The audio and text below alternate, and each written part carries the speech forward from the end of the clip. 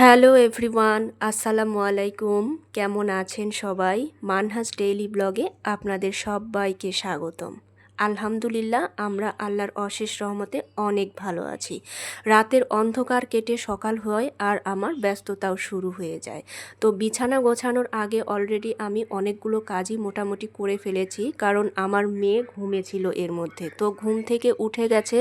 আগেই আমি বিছানাপত্র সব ঠিকঠাক করে রাতের বেলা যে খেলনাপাতি অগোছালো করে রেখেছিল এইগুলো সব জিনিস জায়গাতে রেখে দিয়ে নিলাম, কারণ আজকে আমার বুয়া খালাও আসবে না, একটু তাড়াহুড়ো আছে।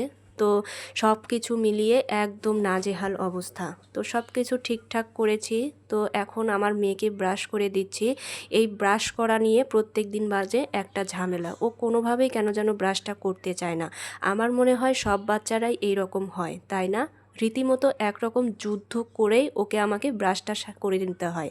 তো যাই হোক, ফ্রেশ করে দিয়েছি, এখন খাওয়া দাওয়া করিয়ে নিচ্ছি ওকে। প্রত্যেক দিন ওকে খাওয়া দাওয়া করানো, ওকে ফ্রেশ করিয়ে দেওয়া, এই সব কিছু মিলে সকালবেলা আমার 1.5 থেকে 2 ঘন্টা চলে যায়। এইদিকে আপনাদের ভাইয়া কালকে রাতেই আমাকে বলে রেখেছিল যে আজকে সে সকালবেলায় অফিসে যাবে না, লাঞ্চের পরে অফিসে যাবে। এই জন্য সকালবেলা উঠে তার জন্য আলাদা করে নাস্তা তৈরি করা বা লাঞ্চ রেডি করা, এগুলো কোনো কিছুই আমাকে করতে হয়নি। এটা একটা সুবিধা হয়েছে। কিন্তু দুপুরে যেহেতু লাঞ্চ করে যাবে, তো এই জন্য দুপুরের রান্নাটাও তো একটু করতে হবে। তো এই জন্য সব কিছু গুছিয়ে নিয়ে একটু তাড়াহুড়োই করছিলাম রান্নাটা করে নেওয়ার জন্য। দেখা যায় যে আমার সময় না মিললে কোনো দিন রাতেও রান্না করি বা দুপুরেও করি, এভাবেই চলে যায়।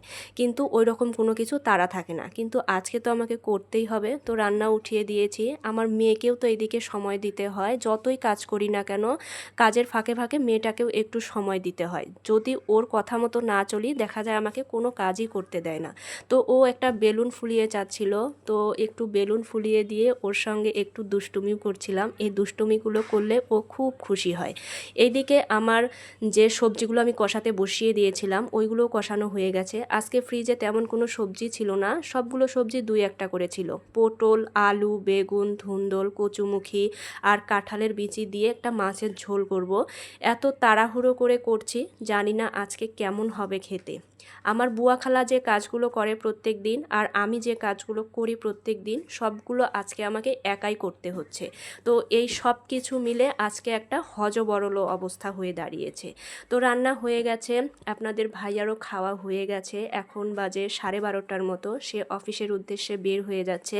এইদিকে তার মেয়ে তাকে আল্লাহ হাফেজ করে দিচ্ছে। আমার মেয়ের একটা ভালো অভ্যাস আছে কি, অন্যান্য বাচ্চারা বাবা অফিস যাওয়ার সময় কান্নাকাটি করে, সে কিন্তু একদমই করে না। খুব সুন্দরভাবে বাবাকে আল্লাহ হাফেজ করে দেয় প্রত্যেক দিন।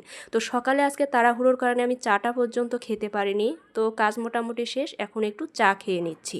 আল্লাহ হাফেজ।